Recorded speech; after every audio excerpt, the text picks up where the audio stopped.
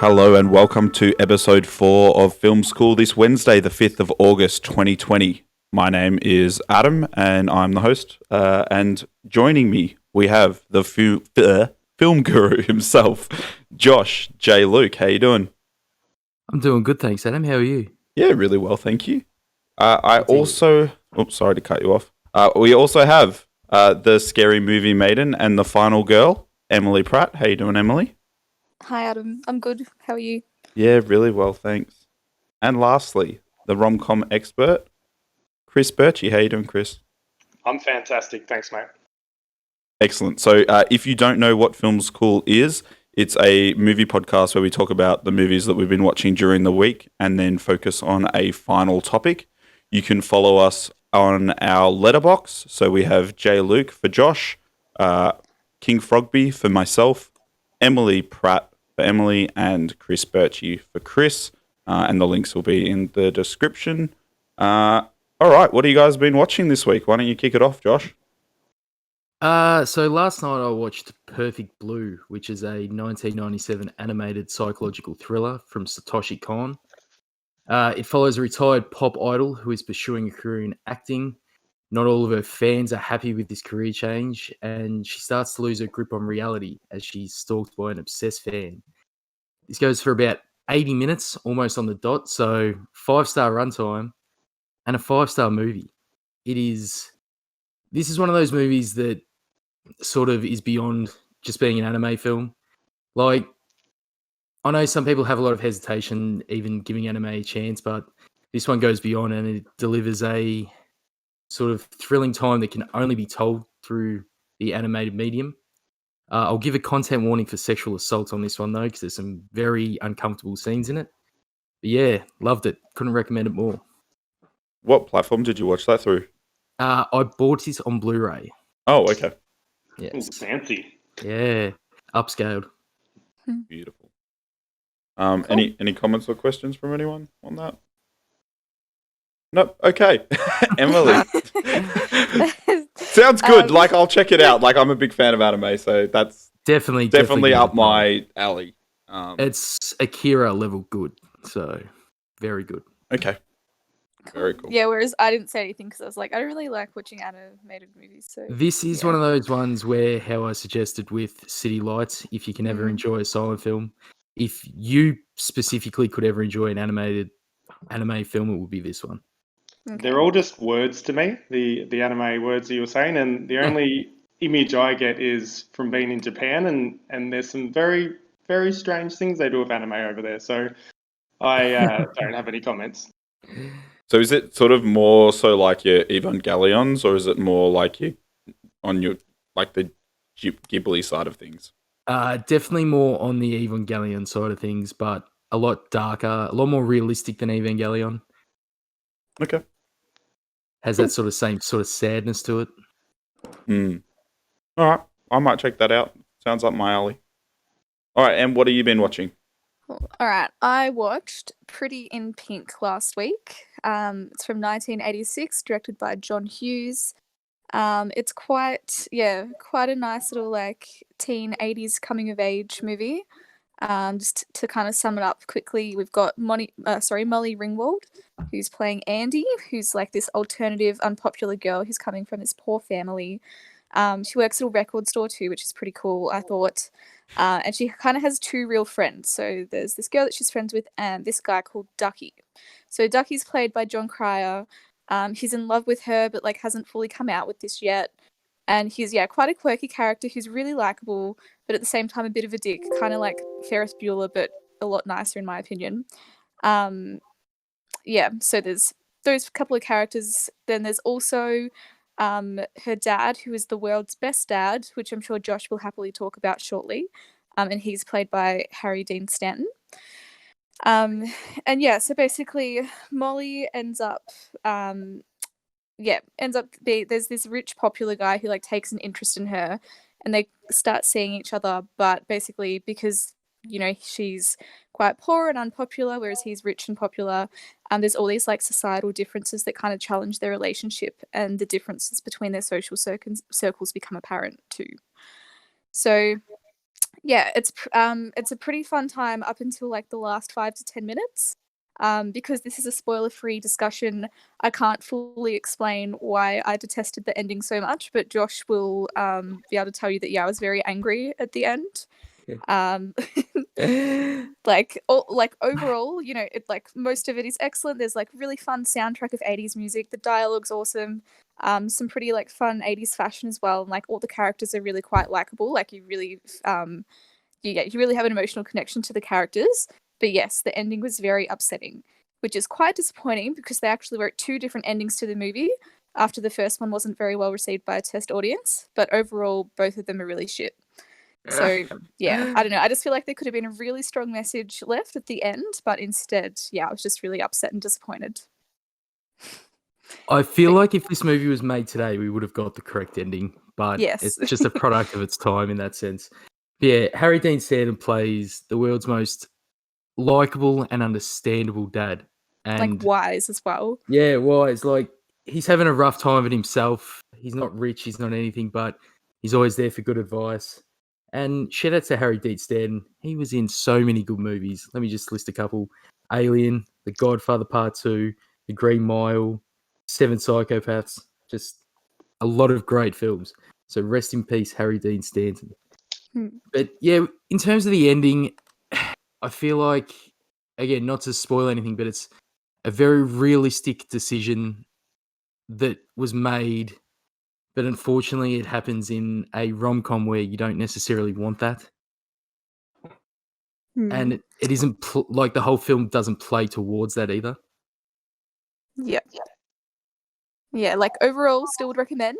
I think people should check it out. But and yeah, I'd actually be interested to know what other people think about the ending because I think me and Josh kind of had the same idea, but he was a lot more understanding of why it ended that way, whereas I just like rejected it and was like, nah, it's dumb. Also, I think we should watch 16 Candles and just do the whole John Hughes style rom-com thing because it was a great time. It was really a great time. Well, this is like the second week in a row we've done a John Hughes movie. So, yeah, that actually sounds like not a bad idea. So, I'd be down for that for sure. Sounds good. Awesome. Well, Kris. speaking of rom-coms, I decided to watch, 3 this week, or maybe even 4, but I'll just talk about 2 of them, just to make it a bit brief. But they're both linked, the 2 that I watched, by the screenwriter, whose name is Richard Curtis, and the lead actor, Hugh Grant. So they frequently teamed up in the 90s and early 2000s. I didn't realise how good Curtis's CV of screenwriting is. His movies include 4 Weddings and a Funeral, Notting Hill, both Bridget Jones's Diaries, and more recently the movie Yesterday that was based on the Beatles songs. No. So it's an awesome CV of movies. He also, in TV shows, he co-wrote Blackadder and wrote The Vicar of Dibley. So he has done really well in the writing aspect. Yeah, so the first one I watched was 4 Weddings and a Funeral. So just as the title states, there's 4 weddings and a funeral. There's a main group of friends who essentially just have a great time in each other's company at these social events. However, none of them are lucky in love.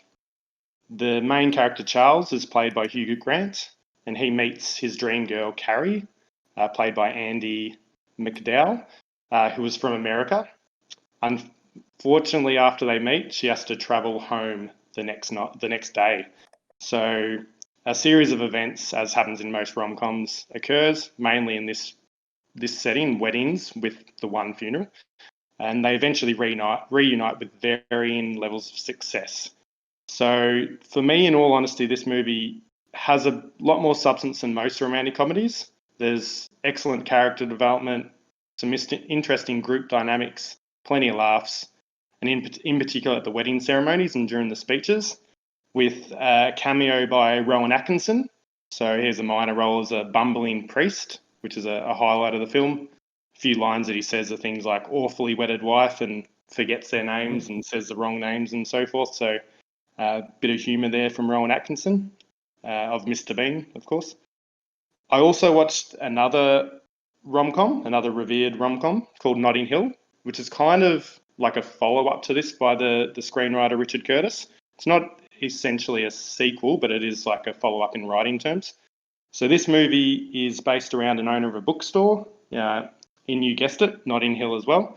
So the name of the bookstore owner is William Thacker, which is Hugh Grant's role. William has this chance encounter with an actress, Anna Scott, who's played by Julia Roberts, via his bookstore, and also there's an incident where he spills orange juice on her. So from that point on, there's a rocky path for them towards love. So we're seeing the same sort of themes here. My Letterboxd review succinctly sums up my thoughts on this movie. So this is Notting Hill. British humour with Hugh Grant and Julia Roberts. This is the movie equivalent of comfort food. And then Ronan Keating, if you say nothing at all, started playing. I can literally die happy after that. So for me, the first half of that movie was magical. Second half becomes a little somber though, and is a little bit more slow paced. Yet it does finish strong, and in particular has a key quote, the one that probably is one of the most famous from any romantic comedy, where Julia Roberts says, "I'm also just a girl standing in front of a boy asking him to love her." So yeah, that's a pretty big moment in that movie. So for me, in summary of the two movies, Notting Hill had a magical first hour and was tracking for a 4.5 for me, but then it slightly dipped in the second half. So I gave that a 4. With 4 Weddings and a Funeral, there's a few more laughs, a larger variety of characters, and I had a more consistent level of engagement across the whole film. Didn't peak as well as Notting Hill did in the first half, but it was more consistent. So I also gave that a 4 out of 5. But I'm happy to say that I ever so slightly enjoyed 4 Weddings and a Funeral over Notting Hill. And given this, both do run for about 2 hours, so it's a long time for a movie, and especially a one with a predictable ending by the time it gets there. So I feel like a few of you guys have seen this. Is there any comments you guys have? I really like Notting Hill. I haven't seen it in many years, so I would have to give it a rewatch to refresh my memory. But I remember it being on the higher end of quality in terms of rom-coms. Yeah, they're definitely both very high quality. Yeah, and I used to have the DVD of 4 Weddings and a Funeral in one of like the very few DVDs that we own, so I've watched it quite a bit, and it is hilarious and fantastic and highly recommended as well. Yeah, I feel like it's a bit more on the comedy side. Like it's obviously a romantic comedy still, but it's got a little bit more comedy than Notting Hill. That was just my view of it. Might be why I like Notting Hill a bit better then. Yeah. All right, so moving on, this week I watched What We Do in the Shadows, another Taika Waititi film. Set in New Zealand, a group of vampire housemates try to cope with the complexities of modern life. It's fantastic. I don't know, I just, the more and more I watch Taika Waititi films, the more I realise that his humour is just perfect. I think there's something about like the New Zealand humor that's just so great. That the whole way through, like, I don't know, it's just a different type of take on a vampire story, and I didn't think that like vampires could be fun. Have any of you guys seen this? I I haven't. certainly have, yes. Yeah. So like the premise is if you like The Office, they essentially hire a bunch of like people to document this group of vampires living in this house in New Zealand in Wellington. And then there's a group of werewolves as well. And then they befriend a guy named Stu, which is like an analyst. And apparently Taika actually like hired this business analyst called Stu and he was under the impression that he was going to be working on computers. And he did such a good job in the role. He's now like been in a few other movies and the TV show as well. Like if you like The Office and you want to see a comedy about vampires living in a house and just getting up to shenanigans and it just being absolutely ridiculous, this is highly recommended. And I gave this a 5 out of 5. I can't, like, if there's, of all the movies that he's directed, this is probably the one that I recommend you go and see. It's Cool, very, sounds very fun. good. Very good. The Office and 5 out of 5 definitely gets me interested, and I'll definitely give that a watch. I'll try to do it this week. Yeah, and I think it from memory, it was the movie that got him the job to do Thor Ragnarok. Cool. Yep. Okay. Sounds solid. Moving on. Josh, what was the next movie you watched? I spent Monday doing quite the double feature, and the link between these two movies is quite funny, and I'll get into it in a second. But I started off by doing my first ever viewing of The Fugitive, which was one of my parents' favorite movies when I was young. The 1993 action thriller from Andrew Davis. It follows the story of a famous vascular surgeon who is framed for the murder of his wife. Convicted to death row, he escapes and goes on the hunt for the real killer. His name is Dr. Richard Kimball. He's played by Harrison Ford. He's chased by Deputy Marshal Samuel Gerard, who is played by Tommy Lee Jones, and he won the Best Supporting Actor for this role, actually, which is quite surprising to me because he just plays the role Tommy Lee Jones plays in literally every single film he's in. Just angry, white authority figure. But he's great here, but it's just exactly what it always is. And it sort of goes into who is going to catch who first. Is he going to catch up with the killer of his wife, or is the deputy marshal going to put him away first? I gave it 4 stars. I thought it was very good. I thought if this was made today, there'd perhaps be a little bit more ambiguity of whether it was an innocent man or not, but he's innocent from the get-go, you know it, and we're into our story. A lot of good action set pieces in this one, which I wasn't expecting. I was expecting this to play as more of a sort of toned down thriller, but it wasn't. It was a big action thriller, and yeah, it was really good. And Julianne Moore is in this for about 5 minutes. Not even 5 minutes, probably about 3 minutes as a doctor in a hospital. And I'll segue that into her best role, in my opinion, which comes in Boogie Nights, the 1997 period drama from Paul Thomas Anderson. It is set in the 70s, and it follows the rise of a young porn star, Dirk Diggler, played by Mark Wahlberg, and prolific porn producer Jack Horner, played by Burt Reynolds. It chronicles the highs of the late 1970s, followed by the consequences of excess in the 1980s. It also stars, as I said, Julianne Moore. It's got Heather Graham, Don Cheadle, John C. Reilly, and many more. For those who haven't seen this, this is an absolute classic. Probably one of the greatest films of all time. And I gave it 5 stars. Can agree and support you with that one. Boogie Nights, 10 out of 10 movie. 10 out of 10 cast. Just, yep. Loved it. So good. Nothing bad about it. Yeah. Okay, I'm going to add this to my watch list for this week because I have not seen it. So I'll touch base and give you guys a follow-up then. You'll probably give it like a 3 or Oh, something. please. No, but like the tone of this film, it's so hard to describe it. You get this high from the first half that it's so happy and it's so fun. And then you get the consequences of that with the characters almost. And you start feeling a little worse about the fun you had in the first half. So yeah, highly recommend. Okay. Emily. Cool. Another movie I watched this week. So I feel like we've been talking about a lot of like the same directors. We've got a bit of a trend happening. I watched The Killing from 1956, which was actually Stanley Kubrick's first feature film. So prior to this, he'd done like a couple of short films, I guess. But this was like his first Hollywood movie, and it's actually really good. Okay, so. It's like a heist movie, or it's also I think described as like film noir. And basically, so we've got this career criminal who basically tries to pull off this heist at a racetrack. So he's like about to go straight and like marry his fiance and stuff, but he's like gonna try and pull off one last heist where he's literally gonna steal like $2 million from this racetrack where he works. And then there's like one of the guys involved, his wife, kind of gets wind about it and tries to like come up with her own plot to, I guess, get the money. And yeah, it's a black and white film. It's got a really lovely like old Hollywood sort of feel about it. We have a really likable like femme fatale as well in Windsor. Marie Windsor.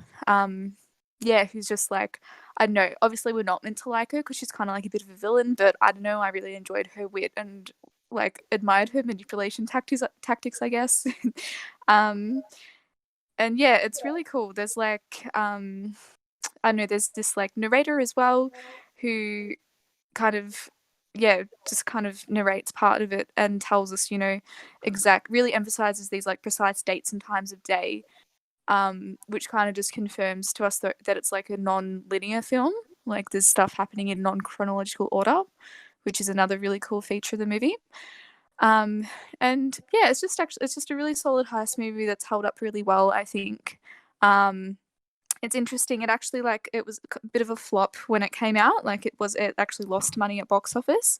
But critics mostly liked it. And it mostly got a positive reception from critics. And I thought this was interesting. I found out that yeah, it was from this movie that these people or this company was that impressed that they actually offered Kubrick $75,000 to write, direct, and produce the film, which became Paths of Glory, which is another really, really good quality early Kubrick film that people should check out. Cool. Looks like I'll hop in there. I have watched this film. I actually watched this film for the second time with Em. I'd watched this only a couple of months ago, and I really, really like it. It's everything Em said was true. Kubrick's talent at this age, he was 28 when he made this, it's hard to even quantify. This is one of those ones where I don't understand how critics weren't higher on it at the time based on what contemporary films at the time were like, because this is definitely above par. Thanks for taking over, Josh. No worries. I gave this one a 4.5, by the way. I gave it a 4, so not far behind. Okay, Kris. I haven't seen that movie. I don't think you have either. Have you, Adam? No, I haven't. Yeah. So my last movie that I'm looking at was Punch Drunk Love from 2002. It's also the same director as Boogie Nights with Paul Thomas Anderson. PTA. So another link there. But this movie is the main character, who's Adam Sandler's character, Barry Egan, is just a combination of anxiousness, violent outbursts, confusion, and he's also in love at the same time. So it's just a real mess what's going on with the main character. Emily Watson plays his love interest as Lena Leonard. And there's also Philip Seymour Hoffman. Rest in peace. I didn't actually realise until I'd Googled that he passed away quite a while ago. But he plays an aggressive bad type role in the movie Dean Trumbell. So my brief synopsis of the movie is that Barry makes the mistake of giving out his personal details to the wrong people. This includes his address, credit card, social security number, and main information. This then leads to a series of blackmailing type threats and violence that's coupled with the disturbing music or the disturbing soundtrack and Adam Sandler's acting as well. It just makes you feel really on edge, really anxious. You're really anxious for what's going to happen to his character and what might occur to those around him as well. So there's also a love story element, which this does take precedence in the second half of the movie, and the stress levels do drop a little bit for parts, but it still is very intense and very on edge when you're watching this. So there is an interesting use of a harmonium. I had to search what it was because it looked like a piano throughout the film, which after a bit of reading into the movie, it's been used as a symbol of the connection between the two main characters, so between Barry and Lena. So I thought that was quite interesting.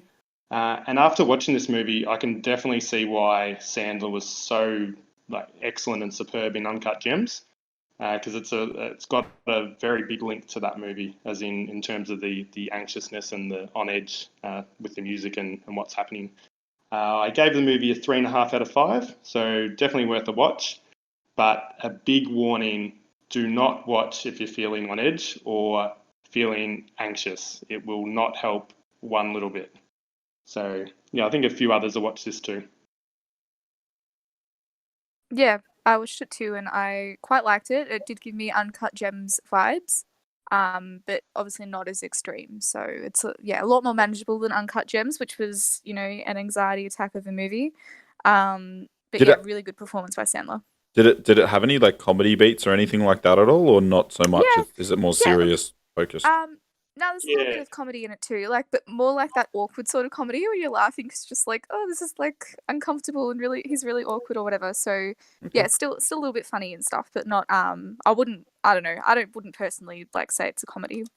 Yeah, it's maybe a bit of a drama, but it's a slight dark comedy type link to it. So Yeah. you're laughing at what's like, it's not necessarily meant to be funny, but it is funny because some of his reactions are so extreme to what has actually occurred.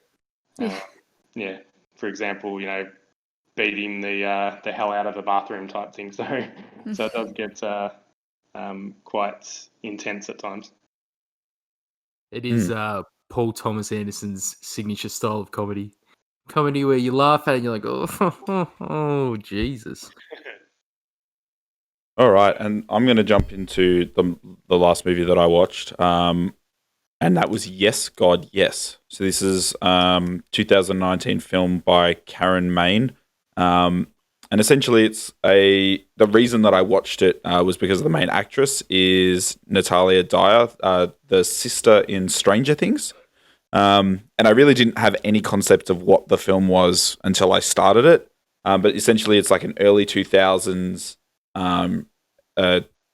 Natalie goes to a Catholic school where she jumps online one night into AOL chat, and someone suddenly the conversation turns sexual, and then essentially it awakens like the sexual beast, and she goes to a Catholic school where they say that like sex is obviously like the worst thing in the entire world. And then she goes on a sex camp and keeps like fantasizing about the men or like the guys that are around and fantasizing about everything. And it's just very like, I don't know, went to a Christian college, very reminiscent of like the lies that they tell you, I suppose. And I thought you were going to say your upbringing then Adam. I thought you were going to say. Oh, no, not absolutely not. But no, it was really like, I don't know. I thought it was just a fun flick. I got like mad nostalgia like watching it. And yeah, it was really good. That's like I gave it like a 3.5 stars. Like it doesn't do anything extremely special, but yeah, if you want horny times with Nancy Wheeler, that's this is the movie for you. I'll jump in here. I personally didn't watch this week, but you've just spring my memory. My good friend Joel Dusha did, and I'll read his Letterboxd review for you now because it's very reminiscent of yours.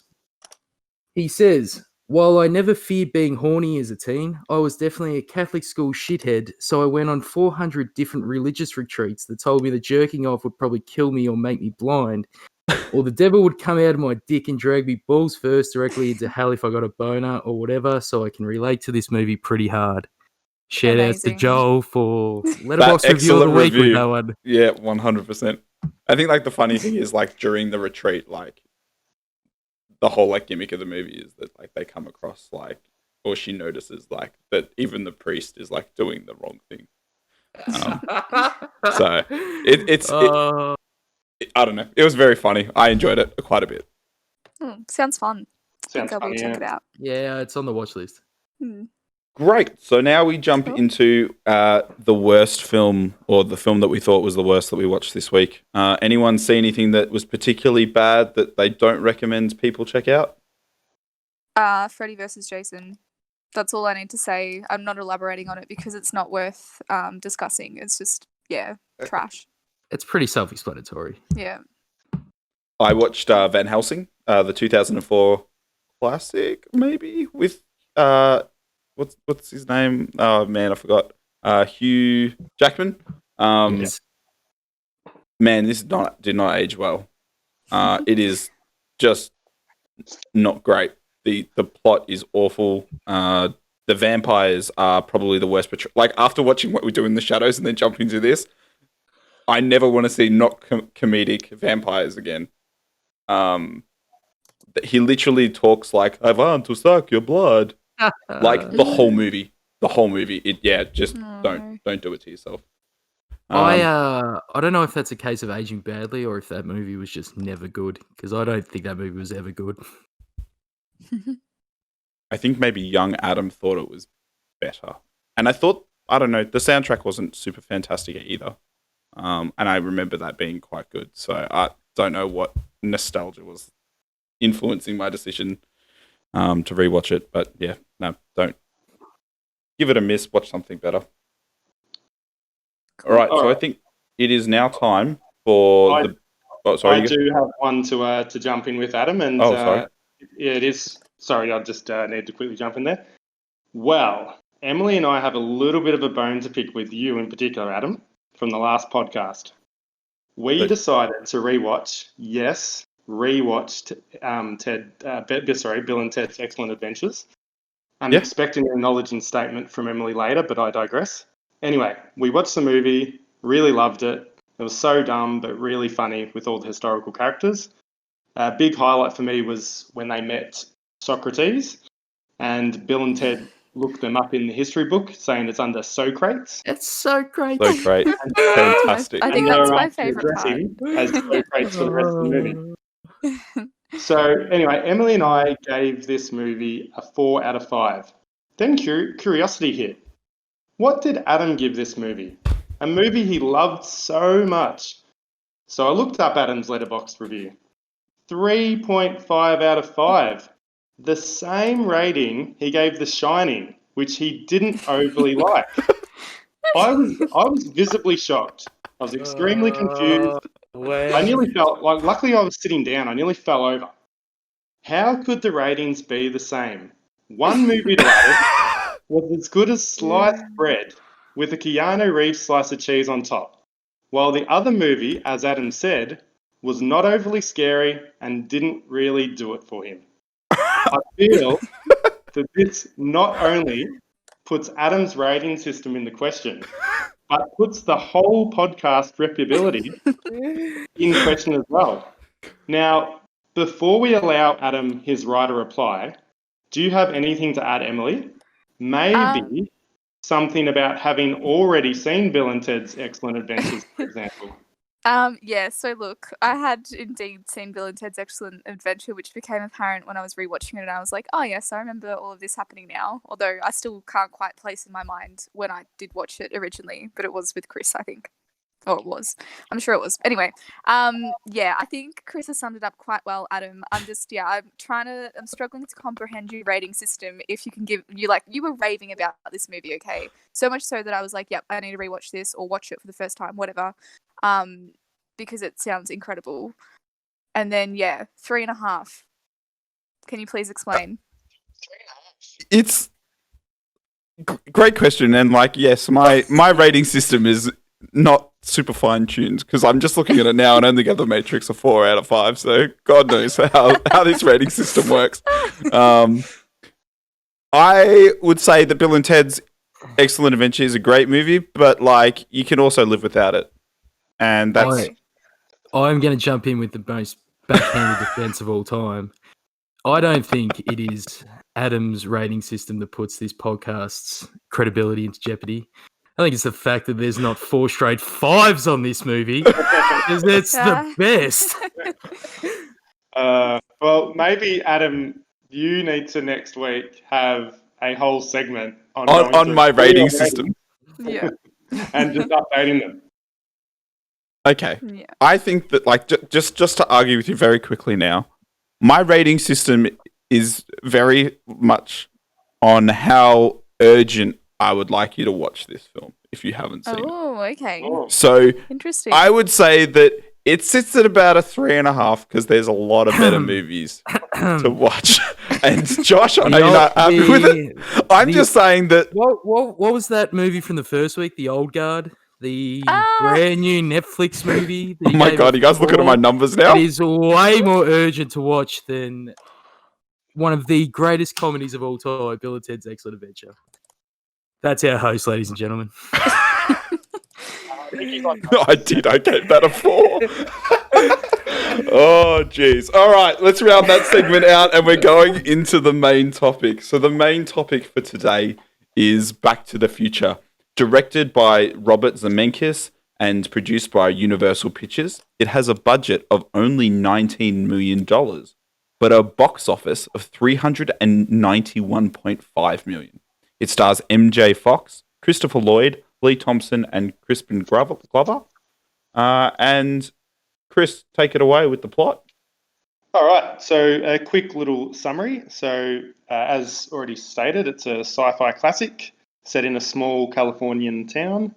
The teen Marty McFly, who's played by Michael J. Fox, time travels back into the 50s when an experiment by his eccentric scientist friend Doc Brown, played by Christopher Lloyd, goes askew.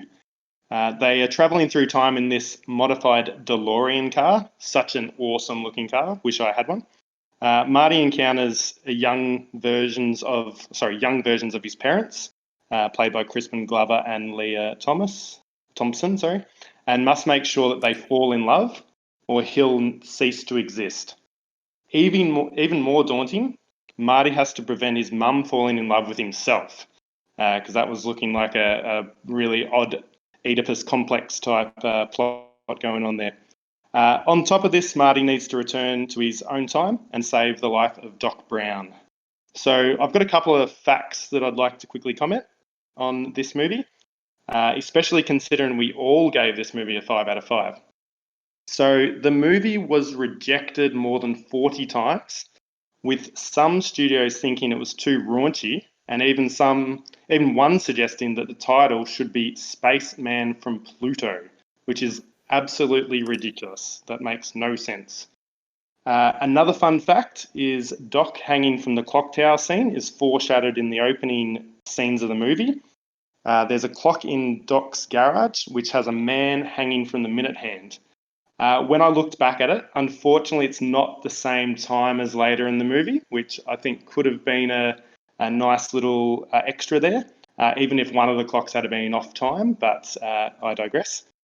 The clock thing is also a homage to an earlier American silent film, which has a famous scene hanging from a clock. The name was Harry Lloyd for that, which is a romantic comedy. And that was from like the early 1900s, so 1920 something. The facts that I've got there. So if someone wants to jump in with anything extra, that would be ideal. So what was everyone's initial thoughts on the film? I presume this is not the first watch for any of us. No, not at all. Yeah. Okay. Same applies to me. I don't know. Rewatching this, it wasn't a slog. I think that was. Oh no, it's the easiest watch of all time. Mm. Yeah, that's what really got me, because I was like, I've watched this before. I know what's going to happen in the end. I know there's sequels, but I was still like so invested and so captivated, being like, oh no, is he going to get back? Are his parents going to get back together? Is Doc going to be saved? Like, what's going to happen? Even though I knew. So I think that's always a really good sign when, a movie that you are, like, you do have the knowledge of the plot and everything can still keep you engaged like that. I think I described it as being almost like a bedtime story. Like, it's so familiar, yet every single time it gets you. Yeah. Yeah, great explanation there. It's 35 years old as well, so for it to hold up so well is ridiculous, and is testament to the acting and the script. Did you guys think so? The only scene where I was like, "Oh, that maybe hasn't aged well," but it still did age well, was the Libyan scene where the guy came with the head towel on. I was watching that and I was like, "Ooh." All right. There. So when you think about this movie, though, you got to discuss the time travel, right? We have to get down to it at some point. And Back to the Future's time travel is the most confusing thing I've seen in my entire life. The rules do not apply at all. So, for example, when Marty gets back at the end, right, after he's changed everything, not everything's the same, but there's a Marty and there's a Doc in the exact same spot in the exact same time as when Marty left the first time, right? Yep. Yep. This guy has lived a completely different life to the Marty who went back. This is a different dude altogether. Are you telling me that Marty, that's raised with the most confident parents of all time, the swagger his mum and dad walk into the kitchen with when they've got back from playing tennis, is the exact same Marty who got raised by those two who are at the start of the movie? That's Not true. a chance. And what does that Marty go and do? Has that Marty been raised John Connor style, like in Terminator? His whole life he's been told, son, you have to go back and make sure that your mum and I get together. Do you reckon he goes back in time and has a different sexual awakening with his MILF-like mum? Where does he go? Because when we get into the sequels, Marty goes back there and there's still only the one of him there. Shouldn't, like, this just be full of Martys now?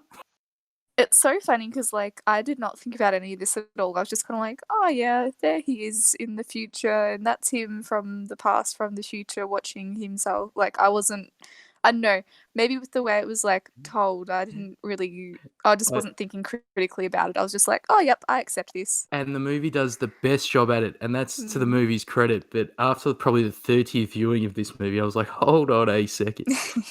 And wouldn't it just be a little weird, like Marty walking back into that family being like, yeah, I really know none of you.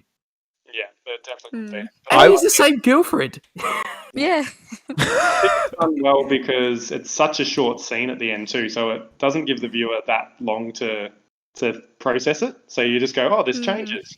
And then you go, oh, now it's the end of the movie, essentially. So I think, yeah, I like to not think about all the potential consequences of time travel and just go Back to the Future. Great movie. You're right. You're completely right. But when discussing this movie, I think it's so perfect that you have to try and pick up something. I was hoping the whole way through the film that it'd be like, man, I really wish future me could deliver this like they do in Bill and Ted's. And that's why Bill and Ted I know, I knew I should have brought it version up. of time travel than this. Because at least with Bill and Ted's, they're just like, look, it doesn't fucking matter. They just go with it from word go. Yeah. Like, can I just say, my favourite scene in Bill and Ted's is when they talk to themselves in the car park of the shop at the start. Yeah. Like, that is time travel perfection. But they're so dumb that the inconsistencies are actually consistencies and work out at the end. All right, so I'm going to just jump in with some fun facts, some additional fun facts. So Eric Stoltz was originally pitched to be Marty McFly, and then they always wanted to have Michael J. Fox. However, he was doing a sitcom at the time. So they used Eric Stoltz, and they shot up to 6 weeks worth of footage. And then he was a method actor and only wanted to be called Marty on the set. What they ended up doing, it got to a point where like the Steven Spielberg, the executive producer on the film, was just like, we've had enough of you. And then they redid that entire 6 weeks, and apparently it cost them like another $3 million. So it was only set to cost them $16 million for this film. Some other actors that were also considered to be Marty were Charlie Sheen and Johnny Depp. Can I just say thank you to Eric Stoltz for fucking that up so badly and giving Michael J. Fox enough time to star in this movie? Because I don't know if there's ever been a more likable protagonist than Marty McFly. He's also like a bit of a dick, but he has no flaws. He has no flaws. He's like a bit of a dick in the Ferris Bueller sense, but he's not that much of a dick, and he's way more likable. He has a lot more redeeming qualities, I think. Like, exactly. Yeah. And why would this like cool guy also have a friend who's like a scientist and that he hangs out with in the middle of the night? It's so weird, but like no one questions it. Yeah. So just to add some more fun facts, Biff or Thomas F. Wilson improvised his famous catchphrase like butthead. He just made that up on the spot. And why don't you make like a tree and get out of here was also all just him making up. I love that. Oh, that's such a good bit. Michael J. Fox is only 5'4". However, Christopher Lloyd is 6'1". So what you'll notice in most of the scenes, Christopher Lloyd is actually hunched over to try and keep him in frame. Yeah. And then Hunchback of Notre Dame going on there. The only other like fact that I thought was like really cool was Ford offered the studio $40,000 to change the car from a DeLorean to a Ford Mustang, and Robert Zemeckis was just like, "There's no way in hell the Doc drives a Ford Mustang." So that was cool. An interesting fun fact: I actually once saw a DeLorean driving around Mill Park. Really? Yeah, crazy! I could not believe it. Jeez. They're not that expensive from looking at car sales. I think they're rare-ish though. I think they're quite rare. I think repairs on them are not great. There's also a movie that just came out. They're one of the worst cars of all time. Yeah. There's a film that just came out all about the production of the DeLoreans. And I wish I knew it off the top of my head and have it written down, but I don't. But it's all about like the company that made the DeLorean and how they went bankrupt. Cool. Anyone have any closing thoughts on our big topic for the week? Yeah, I will say this. When I was a young lad, I always thought the second Back to the Future was better because of all the futuristic stuff. But as an adult, I can quite easily confirm that the first one is so much better and the second one isn't that great at all. So you reckon it goes first, third, second? Now I think I do. I reckon the third one's better than the second one too. Yeah. Everyone like gives the third one shit because it's a Western, but it's like a really fun Western. The bit where he does the I'm Clint Eastwood. That's a stupid name or whatever they say. Yep, amazing. Any other thoughts, Chris? M? Just 5 out of 5 for me. I loved it. So that's my thought there. And a 3 out of 5 from Adam. No, I gave it 5 out of 5.